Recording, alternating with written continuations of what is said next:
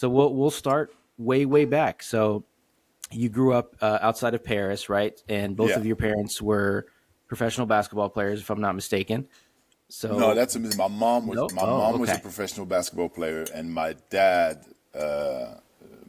was in soccer. So it's not, yeah. oh, okay, Whatever you read on Wikipedia is not always 100% accurate. There's like there's the Wikipedia truth, and then there's the actual people's truth, like what okay, people actually experience. So no, so my dad, and I'm not talking about my biological father. I'm talking about my dad, the person who raised me. Right? Did you okay. understand the difference?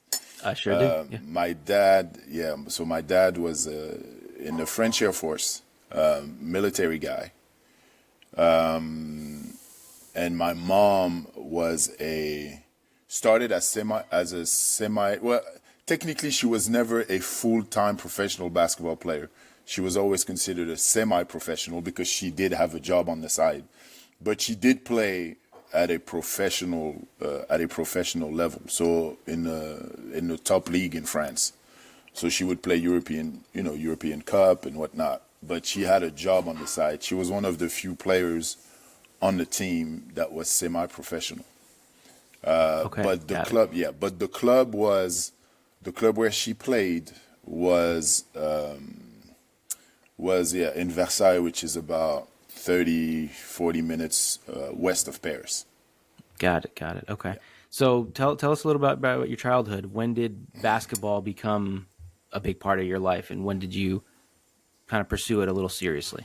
Yeah, well, first off, I mean, both my parents are originally from French Guiana, so which is a small French territory. It's not that small, but it's a French territory north of Brazil.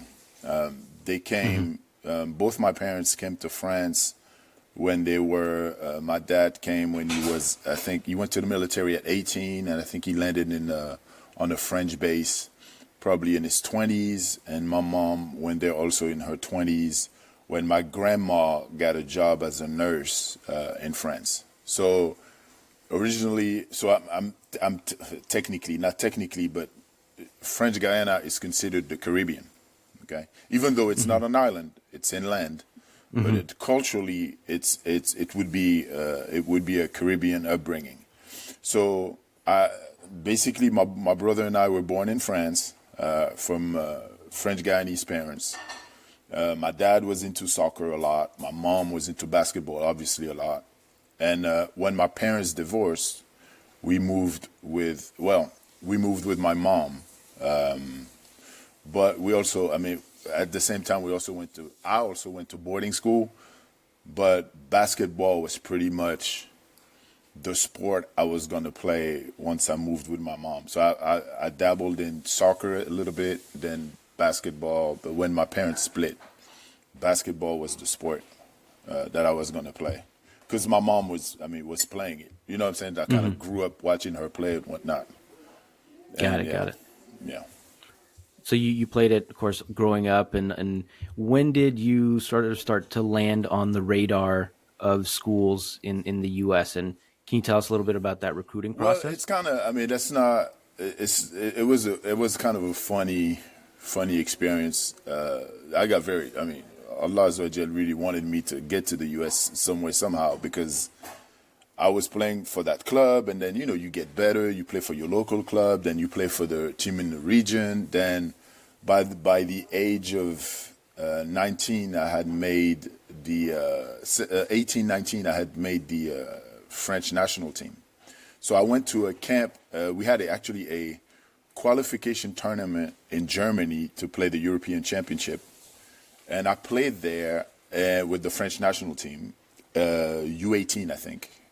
And Rob Merce, who at the time was a scout, picked the best players in that camp to invite them to what's called then the ABCD camp, which is a high school camp in UC Irvine in California. Yeah, yeah, that's a famous one. Yeah. At the time, it was the biggest thing. It was the biggest thing at the time. So we were invited there. A few of the players who played in that qualification tournaments, and my family just scraped the money, try to get me there because it was an experience that needed to be, I guess, that needed to be lived. Like it was for us in France. I mean, at least for us, from so at least for us black players, because you have to differentiate in France. Hmm. There's there's French white athletes and there's French black athletes. It's Sure, very, sure. as much as they're gonna tell you that race does not exist, that cultural background is irrelevant, that you know France is a pays is a country pays des droits de l'homme, a country of human rights. All this is just poetry. At the end of the day, black people are going to identify with black people and white people are going to identify with white people, and culturally the system was made so that we're not going to be treated the same, we're not going to get the same opportunities and whatnot. So for black players in France, the college basketball in the US was the dream, right? So and you're thinking about a lot of kids from Africa, because obviously France colonized a lot of African countries. So you do have a lot of originally African players from Mali, Senegal, Cameroon, Ivory Coast who play basketball in France, and that's kind of who I grew up with playing. Right? If you're talking about the urban and the cities and the big cities in France, a lot of the basketball players are going to come from these origins. And for us, it's more like America was kind of the way to go. The Michael Jordan, the Magic Johnsons, the whatever, the black players is kind of where our sights were at. So when I got invited to this camp, it was, I mean, it was a dream come true. The whole family, got together, helped out to give me a ticket to go there.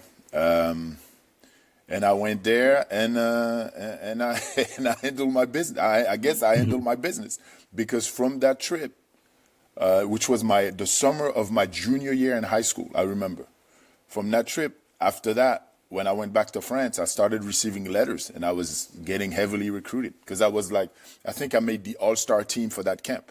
So I ended up being recruited by the best schools in the nation.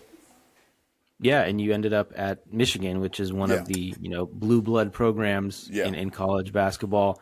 I know you played with a couple legends there as well. So, what made you choose Michigan? I mean, besides it being, of course, one of the best programs in the country. Well, it was. I mean, it was my five schools.